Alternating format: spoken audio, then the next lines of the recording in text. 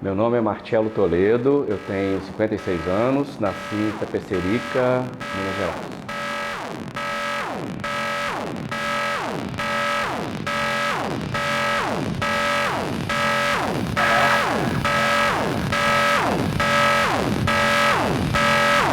Ó, eu comecei a desenhar aos 5 anos de idade, assistindo Vila Sésamo.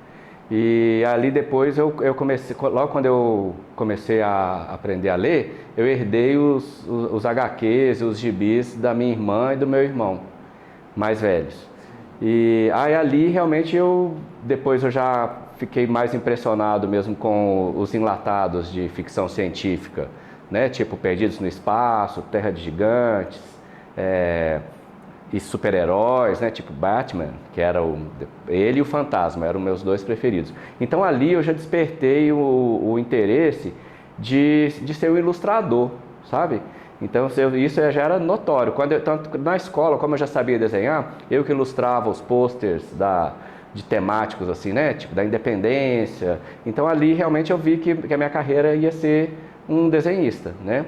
Aí depois na juventude, né, tipo, já começando a gostar, a entender sobre como se vestir, como se apresentar ao mundo, eu era muito fã de marcas nacionais, tipo a Zump, a Vidbula e as Brasil, então eu tinha vontade de ter uma marca de moda. E aí depois, né, passam-se anos, eu acho que eu juntei as duas coisas, que aí eu tive minha marca de moda com os meus desenhos, né, que eu mesmo criei para poder ter uma marca registrada minha. Foi em 1994, 30 anos, né? 31. O primeiro trabalho foi estagiário na Caixa Federal, tá? Eu fiz a prova, passei e fiz 2 anos de estágio. Aí depois aí eu morava em Itapecerica ainda, depois eu mudei para Belo Horizonte, eu fui fazer publicidade e propaganda, né? Hoje o UniBH, mas antes era a FAF. E lá eu conheci uma turma assim, muito legal, um pessoal que já tinha nascido mesmo em Belo Horizonte, já era mais descolado, já conhecia os rolês tipo mais alternativos, né? Aí eu comecei a sair com eles, tipo assim, tinha um bar punk mesmo, na época chamava Objeto Banana, e tinha um outro que chamava, esse eu amava, esse é a primeira vez que eu fui, fiquei encantado, que chamava Almanac. Era um bar todo temático de história em quadrinho, e o dono do bar era o Gibi, sabe? O apelido dele era Gibi. Então pra mim eu falei, não, aqui é minha casa. E o irmão dele é o Olivinho, que hoje tem um estabelecimento, bar, aqui, logo aqui perto, né? Legal. Uhum.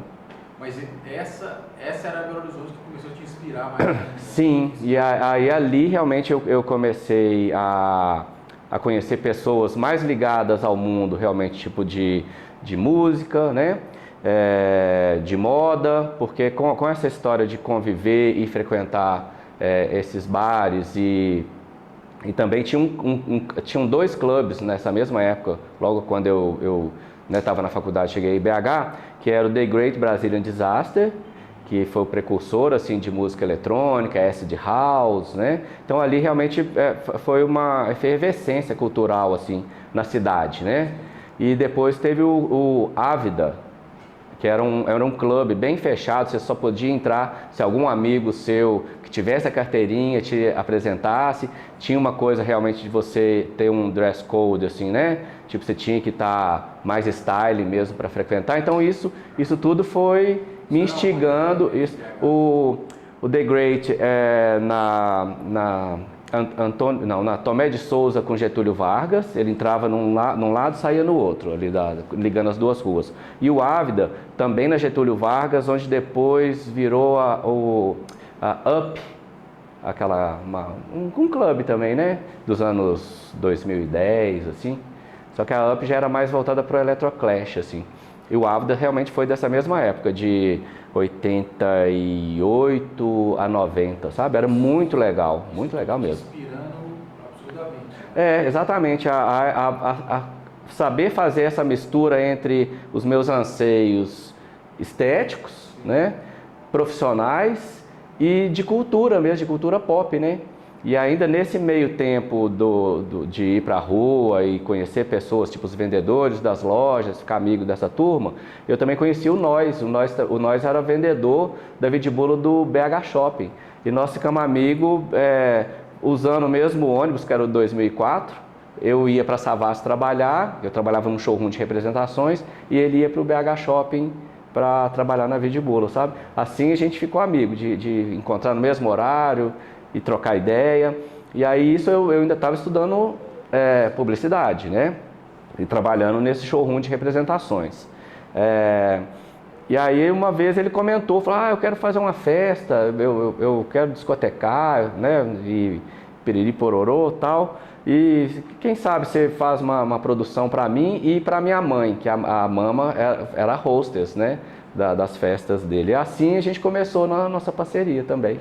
Então você vê que foi bem... Os primeiros, digamos que as suas primeiras produções reais. Reais. Isso eu fiz até com peças do meu mostruário, que eu fui representante da Carmin, da marca de São Paulo, sabe? Eu representava Minas Gerais para eles. E aí eu fiz até com peças lá da Carmin. Mas logo depois, quando eu terminei, teve um break aí, porque da publicidade... Eu queria fazer publicidade para atender o mercado de moda, mas eu já estava tão envolvido em moda e com potencial criativo tão grande que eu customizava, comprava peças em brechós, reformulava, fazia coisas para mim e as pessoas queriam comprar, sabe? Aí assim eu comecei a crer que eu tinha que ter minha própria marca, sabe? Aí assim eu fiz a minha primeira marca, que foi a Salve Rainha, em 94. Aí o Nós já era DJ, já tinha festa famosa. Aí a gente fez essa parceria, eu vestindo ele, a Mama e o Alvin, para as campanhas, né, publicitárias lá das festas dele. E também no dia da festa, né? E aí eu já tinha minha marca, eu já tinha ido desfilar em São Paulo, no Fito Ervas Fashion. E aí já tinha tido uma divulgação bem legal, assim, local e nacional. Já tinha saído peças minhas, tipo na capa da revista Elle, matéria na revista Vogue. Então já estava. Aí eu cheguei logo nesse início efervescente dos criadores alternativos, né? Da nova moda brasileira, que não eram mais as grifes dos shoppings, né? Aí foi a minha geração, que fui eu, o Alexander Kovic, o Marcelo Sommer, o Gesiel Moraes, né? Aí depois veio Ronaldo Fraga, que aí já foi uma turma que veio junto comigo, porque a gente já estava fazendo um movimento acontecer em Belo Horizonte, né? Veio o J. Cibalena, o Eduardo Supes, o Vitor Dizenck, então aí realmente criou-se uma cena, né? E aí todo mundo foi profissionalizando, distribuindo e aí... Sua marca tinha uma loja? Assim? Não, eu tinha um showroom. Eu aproveitei o espaço que era um showroom que eu tinha na Savassi, que era de quando eu fui representante da Carmin. Aí eu deixei de ser representante da Carmin e reformulei a estética da sala e comecei a comercializar as minhas peças lá nesse showroom. Então esse showroom não era que você era funcionário, ele era seu mesmo? Ele era meu, ele não era o showroom da Carmin, ele era um showroom meu e eu representava a Carmin para vender para as lojas dos grupos multimarcas que existiam em Belo Horizonte e no interior de Minas. Depois aí veio a sua. Aí depois veio a minha e nunca mais eu voltei a ser. Como foi esse processo de crescimento? Ela virou uma outra marca depois ou você só... Virou porque eu tinha feito registro no INPI de Salve Rainha, né? Que era para ser justamente uma brincadeira com God Save the Queen, do punk, né? E com essa pegada barroca e religiosa, cristã, que a gente tem muito, né, em Minas Gerais, e a minha cidade é barroca, minha formação é católica. E aí, só que depois de 2 anos foi indeferido a marca. Eu teria que brigar com a rainha, sabe, dos tênis, né, do vestuário. Eu fui até orientado que se eu quisesse realmente investir, eu ganharia, porque eu não era concorrente com ela, eu tinha o Salve, né, e a minha pegada era outra. Mas aí eu fiquei um pouco com preguiça, eu nem tinha grana para também investir em advogado, brigar com uma grande corporação, sabe? E era geralmente assim, era Salve Rainha do Marcelo Toledo. E como o movimento dos criadores, né, dos novos criadores nacionais, era de nome próprio, eu passei a assinar mesmo só Marcelo Toledo. Aí minha marca ficou sendo Marcelo Toledo. E depois, quando nasceu o Sci-Fi Punk Projects, né, que é os cartoons que eu criei para ilustrar as minhas etiquetas, as minhas camisetas, os moletons. Eu passei a usá-los, né, como se fosse o meu próprio licenciado, né, e aí ficou essa junção de Marcelo Toledo e o Sci-Fi Punk Project sendo um projeto interdisciplinar, uma multiplataforma, e aí que tomou rumo mesmo de virar moda, história em quadrinhos, música, arte e tecnologia, e virou essa multiplataforma que ela é até hoje, e eu uso isso como o meu próprio projeto, ajudando a divulgar a minha moda, né? Sim. Mas conta mais sobre ele, como é que surgiu? Ó, ele surgiu das ilustrações realmente que eu fazia para as camisetas, tá? E só que isso, a minha intenção nem era ir para o mercado das publicações, não. Era realmente usá-los para vender roupa, né? Porém, eu fui fazer um desfile em Tóquio em 2000, porque aí eu morei em Londres em 2001, que eu fui levar, quis fazer um ano sabático e todo mundo realmente, tudo via a moda que eu estava fazendo, acreditava realmente que ela tinha um potencial muito grande, internacional, sabe? E aí eu tive o convite da Constança Pascolato, né, que é a papisa da moda, a jornalista mais incrível que a gente tem, né, lenda viva, até hoje na moda brasileira. Ela, desde quando eu fiz o desfile do Fito Ervas Fashion em São Paulo, ela ficou muito fã do meu trabalho. E ela falou assim: nossa, seu trabalho é muita cara de Londres, muita cara de Tóquio. Ela falou: por que você não arranja um agente para você vender lá fora, tal? Aí eu fiquei com aquilo na cabeça, né? Porém, ainda continuei, aí não dá tempo, né? Quando você está envolvido em coleção, em estação, desfile, você vê o ano passa, organizar e não dá tempo, você respirou, já está começando outra coisa. Até quando eu realmente, aí nisso, né, do Fito Ervas e tal, eu resolvi, falei assim: quer saber? Aí nessa época eu trabalhava como estilista industrial para Desritmia, para aquela marca de jeans que a gente tinha em BH, que depois virou a DTA. Lá ela é de Betim, ela é da mesma época, nessa época era Vidibula, Divina Decadência, Sputnik, Desritmia. Eram as 4 grandes marcas de jeanswear que a gente tinha em Minas Gerais.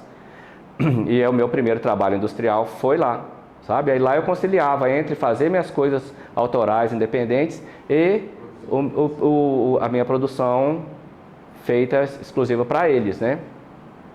E aí eu fiz minha primeira viagem internacional de pesquisa, porque era uma equipe grande e a gente tinha 4 viagens de pesquisas internacionais por ano. E aí eu ia para Nova York, eu ia para Milão, eu ia para Paris, eu ia para Londres. Então aquilo me instigou de eu estar ali vendo o que era o mercado. Presenciei e vi que realmente tinha um espaço, sabe? Eu falei assim: olha, esse tipo de produto que eu estou vindo aqui pesquisar é o que eu faço, né? Autoral. Aí eu voltei e falei assim: quer saber? Vou arriscar, sabe? Juntei uma grana durante uns 3 anos e resolvi. Aí pedi demissão lá na DTA.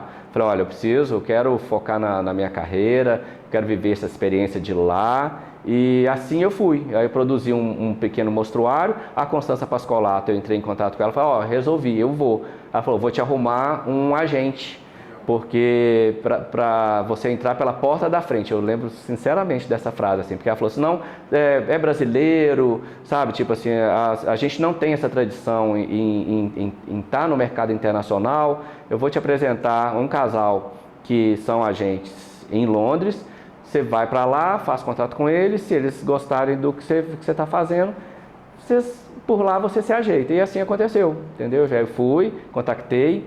Era o Eduardo Jordão, que depois virou até o agente internacional da Melissa, e a Simone Ricciardi. Eles tinham um showroom e representavam marcas do Japão, e do Brasil eles representavam a Carlota Joaquina, que era uma segunda marca da Glória Coelho, mais jovem, e adoraram a minha, porque só tem um supermercado aqui que é muito voltado para esse tipo de produto que você faz, que é aquela rede Urban Outfitters. Sabe, eles apresentaram para a Urban Outfitters, a Urban Outfitters comprou já de primeira. Assim a gente começou o processo de eu produzir no Brasil e enviar para lá, sabe? E aí de lá, isso foi 2000, eu mudei em 2001, que foi o ano que eu fui para conhecer, e o meu primeiro lançamento seria em setembro de 2001, no dia 17 de setembro. Porém, no dia 11 de setembro, teve o fatídico 11 de setembro em Nova York, então foi um caos. Falou, nossa, é a Terceira Guerra Mundial, cancelaram os eventos todos. E aí eu falei, putz, foi tudo por água abaixo, né? Mas não, nem foi. Tipo assim, eu continuei lá, mas eu realmente fiquei com muito medo, sabe? Porque tava aquela tensão muito grande. E a minha mãe estava, né, aqui no Brasil, ela ficou preocupadíssima, adoeceu, e falou, vem embora, vai ter terceira guerra, sabe? Uma loucura. E aí eu já tinha minha passagem que venceria em dezembro. Aí eu voltei para passar Natal e fim de ano com a minha mãe. E nisso, com a minha volta, a Simone, que era que era o meu agente de vendas em Londres, ela falou assim, olha, vamos fazer diferente, vamos focar, busca um patrocínio no Brasil e vamos fazer uma feira de streetwear bem hypada que existe aqui em Londres, que chamava To Be Confirmed, que era onde vendia as marcas mais, que hoje a gente chama premium, né? Das marcas tradicionais, por exemplo, aí lá tinha a Diesel, mas era a DSL 55, né, que é Diesel Style Lab 55. A Levi's entrava com a Red Tab, que era uma linha mais especial da Levi's, e era um pool assim, de umas 50 marcas, muito legais. Ela falou, consegue um patrocínio e nós vamos fazer essa feira, porque com essa feira, além da gente pegar os compradores europeus, a gente vai conseguir aquilo que eu acho que tem potencial para o seu produto, que é entrar no mercado japonês, sabe? Essa feira ia acontecer no Brasil? Não, essa feira acontecia em Brick Lane, lá em Londres. Eles iam te colocar nessa feira? Mas precisava de um patrocínio. Precisava de um patrocínio porque a feira era caro. Sim. Então, eu tinha um contato já de colaborador da Cedro, da indústria têxtil, né, de jeanswear que a gente tem aqui em Minas.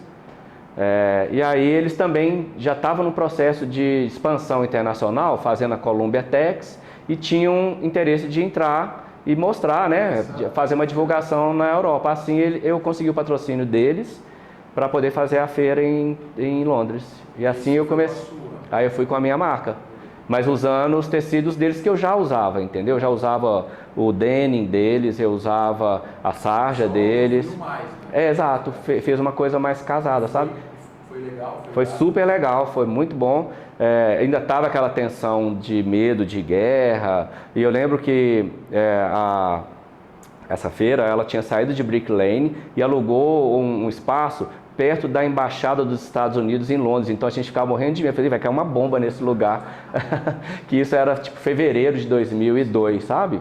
Então, mas assim, aí, grandes compradores não foram, porque realmente ainda estava com medo de viagem e tal, mas foi legal porque eu consegui, a gente conseguiu realmente vender para a Urban Outfitters, conseguimos vender uma parte exclusiva que foram os meus couros, as coisas mais de interferência artesanal para Harvey Nichols, e de quebra eu consegui 3 grandes clientes de Tóquio, que era a United Arrows, a Red Steady Go e a Chocolate, que eram as lojas em Tóquio. Assim a gente começou e eu comecei a internacionalização da minha marca, entendeu? Aí eu ia 2 vezes por ano, que a To Be Confirmed acontecia em fevereiro e agosto. Então eu ia, tirava pedidos, voltava, produzia, entregava, fazia outro mostruário e voltava no outro semestre. Isso eu fiz até 2005, sabe? E aí, né, nessa época que eu já estava vendendo legal, com uma divulgação, saindo em muitas revistas em Tóquio, eu fui convidado para a Tokyo Fashion Week. O primeiro dia de desfile sempre encerrava com uma marca estrangeira convidada, e eu fui convidado, assim eu fui convidado. Fiz o desfile, fiz uma feira também lá, aí já a coisa já tinha crescido muito, eu tive tanto patrocínio da Cedro, quanto eu tive da Associação Brasileira da Indústria Têxtil, a BIT, sabe? Aí foi bem bacana. Aí onde eu tive a ideia do HQ, lá o cônsul, né, do Brasil na França, que foi uma coisa mais, né, diplomática, e os órgãos, porque tinha órgão do governo, ele foi assistir o desfile e eu já criava as máscaras dos heróis, né? para vestir nos modelos. Aí ele achou que eu já tinha um HQ, ele virou e falou assim, ah, legal demais. Ele foi ver a feira e falou assim, e cadê o HQ? Eu falei, não, não tem, eu faço só para ilustrar as roupas. Aí ele foi o primeiro que instigou, ele falou assim, não, que aqui ó, faz HQ, tipo, você já tem praticamente um fã-clube em Tóquio que gosta das suas roupas, sabe? Nem que seja para você vender aqui, sabe? Ele falou, faz isso. Eu falei, putz, aí voltei com isso na cabeça. Quando eu cheguei no Brasil, tinha tido uma FIC, né, a Feira Internacional de Quadrinhos, né, lá na Serraria Souza Pinto, e veio um caça-talentos das editoras lá de São Paulo, e ele viu as ilustrações das minhas estampas, que eram feitas pelo Chris Bolson, que é um ilustrador fodão que a gente tem aqui, que é da Casa de Quadrinhos, né, que é do meu amigo Cristiano Seixas. Então ele viu e deixou ele gostou e falou, eu gostei dessas ilustrações. Ele falou, isso é um projeto de um amigo meu que é estilista, que a gente desenha, ele cria os personagens, eu faço os sketches para ilustrar as estampas. E aí ele deixou um cartão, entendeu? Aí casou, porque eu voltei com esse incentivo, com a ideia, chegou, já tinha um cartão do cara. E aí eu fui atrás e levei, mostrei e tal. Começou para ser a primeira versão. Aí foram 3 anos, tipo assim, de projeto, escrever roteiro, porque era uma coisa que eu não tinha esse know-how, né? Por mais que eu tenha uma alma geek, né? E sempre fui leitor e colecionador de coisas de HQs e ficção científica, meu editor falou assim, não, aqui ó, ele falou, você quer delegar esse roteiro para um terceiro ou você quer escrever? Eu falei assim, eu gostaria de escrever. Ainda mais que essa mistura que eu faço, que é rock and roll, ufologia, misticismo, cyberpunk, era uma coisa tipo assim que eu falei, se eu for passar, eu vou ter que passar meu material todo para essa pessoa, estudar meu material para escrever o que eu estou querendo escrever. Eu falei, como não tem pressa, sabe? Ele falou, não, ele me deu tipo uns 3 livros de como escrever roteiro, do Eisner, um tanto de coisa assim. Aí eu realmente fui fazer o beabá, ler os livros de roteiro, entender como que escrevia, o tipo de linguagem. E eu ainda depois, quando eu fui formatar a estética, eu não queria que ele fosse um quadrinho linear e não muito enquadrado e engessado na página. Eu queria que tivesse realmente uma cara de pôster de banda de rock e a estética de fanzine punk. Por isso que até eu só uso as cores preto e vermelho, né? A folha branca, quer dizer, ficou preto, branco e vermelho. E apresentei para o meu editor, ele adorou a ideia e ele gostou muito que os heróis não eram super-heróis, eles eram heróis com poderes psíquicos e em meio a um mundo caótico e de desilusão, né? Então acaba se criando um futuro. Quando você fala de ficção científica futurista, você sempre cai numa distopia, né? E ele achou ótimo, porque ele falou, nossa, seus heróis são elegantes, eles não usam um maiô e nem sunga em cima da roupa, sabe? Eu falei, não, a minha contribuição tem que vir com a estética também, né? E assim nasceu o primeiro Sci-Fi Punk Projects. E como é que foi a segunda? Porque tem a história da Congas que veio junto com a Collab. Isso, exatamente. O primeiro, ele foi autoral, porém com o apoio e a grana de impressão e distribuição da Devir, que é a minha editora, em São Paulo. Já o segundo, e aí, como eu queria que ele fosse uma multiplataforma, eu já tinha uma ideia que as pessoas, para conhecerem a graphic novel, fosse uma coisa mais sensorial, mais imersiva. Então eu já tinha uma ideia que seria através de uma exposição multimídia, com videoclipe, com trilha, com os figurinos, com as máscaras, com os posters e com as roupas. Porque a ideia era realmente fazer o fã, o futuro leitor, ficar inserido naquele universo, né, da saga, e chegar ali, visitar a exposição, comprar o HQ e comprar os produtos também, né? Levar o moletom, levar a camiseta, comprar o pôster, né? Já fosse um... Né? Exato. Ao mesmo tempo, o mundo mudou, né? É. A questão desse tempo com a internet. Aham. E quando foi esse primeiro volume, que foi em 2013, e isso foi muito inovador, sabe, assim, de fazer uma coisa multimídia e interdisciplinar, sabe? E foi legal porque deu mais peso, tanto para o projeto quanto para o mercado das minhas roupas de volta aqui no Brasil, sabe? Aí para o segundo, como eu já tinha esse primeiro pronto, eu tinha criado um personagem que no segundo ele aparece no segundo e ele é praticamente a junção entre o primeiro e o terceiro, que ele chama Cão Réu. Ele usa um Converse, né, roqueiro tradicional. E aí, como a minha parceria do volume 1 para exposição e venda foi no Cartel 011, né, a loja que era legal lá porque ela tinha um bar, tinha um café, tinha boutique e tinha galeria. Então, para mim era perfeito, né, era o lugar certo para acontecer tudo num espaço só. E aí o Cris, que era o dono do Cartel, que já era meu parceiro lá do volume 1, e quando eu mostrei para ele os esboços e mostrei essa primeira página com o Cão Réu usando o Converse, ele falou assim, vamos apresentar isso para o marketing da Converse, quem sabe eles se interessam, gostam e podem apoiar e patrocinar esse volume 2. Né? E assim foi, a gente marcou com o cara do marketing da Converse e coincidentemente no ano de 2017 era o ano de 100 anos de lançamento do Chuck Taylor. Então ele falou assim, não, está ótimo, porque a gente ainda usa isso para divulgação, você entra na divulgação da comemoração dos 100 anos do Chuck Taylor, entendeu? Aí assim aconteceu. Eu acho que foi o dia do lançamento do volume 1 mesmo, sabe? Quando realmente você pensa, aí você faz uma retrospectiva e lembra você lá criança, sabe? Assim, assistindo Vila Sésamo, aprendendo a desenhar, impressionado com Mickey Mouse, e você vê que depois adolescente, um sonho de ter uma história em quadrinho e uma marca de roupa, e isso depois está tudo pronto, embalado dentro de um grande evento, com a grande mídia falando, cobrindo, sabe? Isso realmente foi muito marcante, muito emocionante e gratificante mesmo, sabe? De você ver que os sonhos realmente podem se tornar realidade, sabe? É só você abrir os canais e mostrar seu trabalho, sabe? Que eu acho que a visibilidade vem de cada vez que você alcança uma fase de algum projeto, de alguma coisa que você quer fazer na sua vida. Nunca vai ser de uma única vez, né?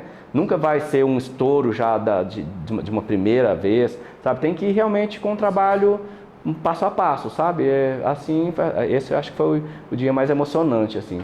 E depois, o segundo dia mais emocionante foi quando eu estava em Londres, né, fazendo a feira, e vi os compradores, tipo assim, esses das grandes redes e os japoneses, encantados com aquilo que estava ali na arara, sabe? Ali realmente foi muito emocionante também. Coração, primeiro, eu acho que realmente é um amor, né, que eu tenho realmente pelo design, pelo estilo.